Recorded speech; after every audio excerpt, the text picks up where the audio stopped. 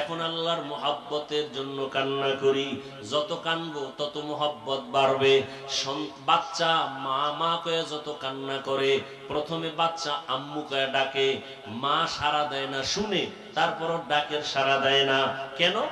বাচ্চা যত বারবার ডাকবে তত মায়ের অন্তরে মায়া বাড়বে, বাচ্চা যত কান্নার আওয়াজ বাড়াবে মায়ের অন্তরে তত মায়া বাড়বে। মা চায় বাচ্চা বেশি বেশি কাঁদুক, আমারে ডাকুক, আমি যদি এক ডাকে সাড়া দেই তো পারি, কিন্তু বাচ্চা তো আর ডাকবে না। মা সন্তানের মা ডাকে বড় মজা পায়, এই জন্য বারবার ডাক শুনতে চায়। ওই বান্দা বান্দির থেকে 99 গুণ মায়া আমার আল্লাহর বেশি। আমার আল্লাহ চায় বান্দা তুই বারবার আমাকে আল্লাহ বলিয়া ডাক দিবি। আমি এজন্য বারবার চাই তুই ডাক দে, মাঝে মাঝে তুই কাঁদো না, ডাকো না, আমি মুসিবত দেই। রে বান্দা, মুসিবতে পড়লে তো একটু আমাকে ডাকবি। আমার তো ছেলে নাই যে আমাকে আব্বা বলে ডাকবে, আমার তো মেয়ে নাই যে আমাকে বাবা বলে সম্বোধন করবে, আমার তো স্ত্রী নাই আমাকে স্বামী বলে সম্বোধন করবে, বরং আমি বড় আদর করে বানাইছি মানুষ।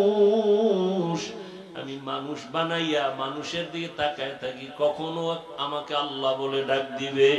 এরে বান্দা, তুই মাকে ডাকো, বাবাকে ডাকো, ভাইকে ডাকো, বোনকে ডাকো, সন্তানের গালে চুমা খাও।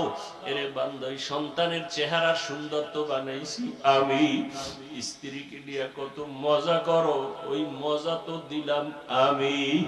এত কিছু পাই আজকে তুই আমারে ভুলিয়ে গেছো। ওরে একবার যদি কলিজা দিয়ে আল্লাহ বলে ডাক দিয়া বলতি, দয়ার মালিক, জীবনে নাফরমানি করিয়া জীবন নষ্ট করেছি, আর গুনাহ করব না, আমি আল্লাহ তোর জীবনের সব গুনাহগুলো মাফ করে দিতাম। বান্দা, গুনাহ করছো, তওবা করো।